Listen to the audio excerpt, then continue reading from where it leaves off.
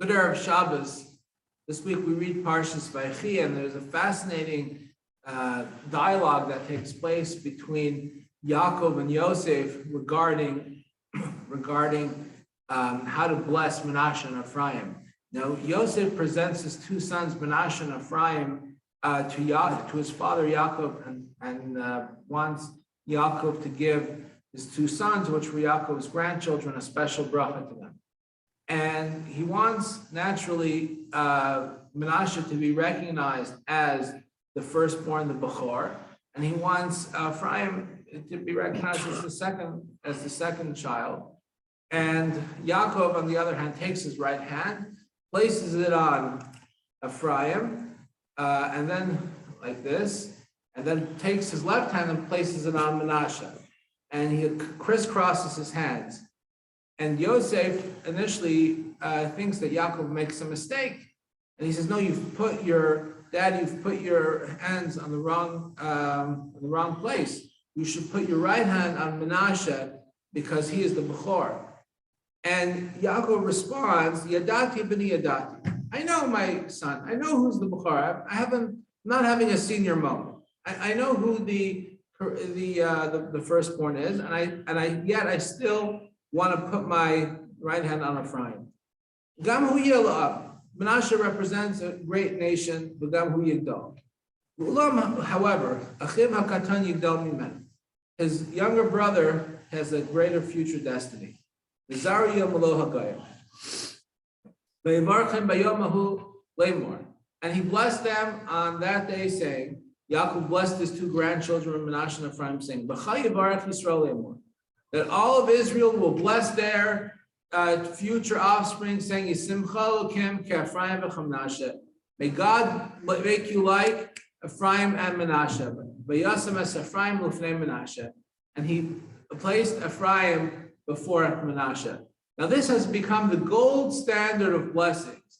When parents take their children on Friday night, they take their sons and they put their hands on their sons and they say, Yisimcha Elohem ke'Ephraim v'Menashe.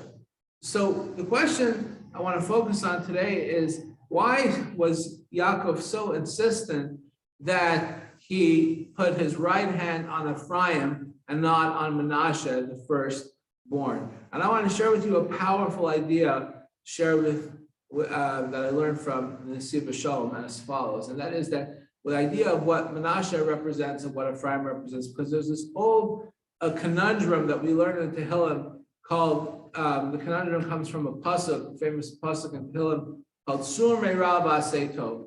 We're looking for a path in Avodas Hashem, service of God. Well, where do we start? So David HaMelech, King David teaches us Sur Me'ra. First, we got to clean out all our baggage. We got to stop doing the bad stuff.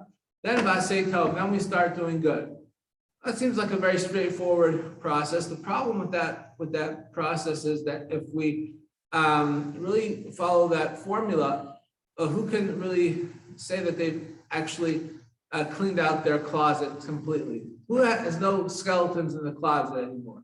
And if a person focuses on Sur Me'ra their whole life, and they will potentially never get to one asay tov, never get to one good deed. So how can a person ever get to one good deed if he's always going to be focused on Sur Me'ra, stopping to do errors and sins? So it says Nesiv Shalom famously that the best Sur Me'ra, the best way a person can stop doing bad or desist from wrongdoing is asay tov. Stop thinking about desist from doing badly. Just asay tov, study Torah, go to a minyan, do a mitzvah, give an act of charity, just asay tov, more goodness and more goodness and more goodness, and that will be a catalyst eventually that will take away any that will take away any wrongdoing. So that was, what does this have to do with Ephraim and Menashe? So if we look a couple of weeks ago in the Parsha, why was Menashe named Menashe and Ephraim named Ephraim? Menashe was named Menashe. It says in the Torah in Parshas Miketz, Menashe was named Menashe because it says that Kinashani Elokim es kol amali. Joseph said in Egypt that Hashem made me forget all of my toil. That's like Sur Me'ra. Hashem took away all my pressures, my wrongdoing. And Ephraim, on the other hand, represents Asay Tov, do goodness. God gave me goodness in the land of the poor, meaning in Egypt.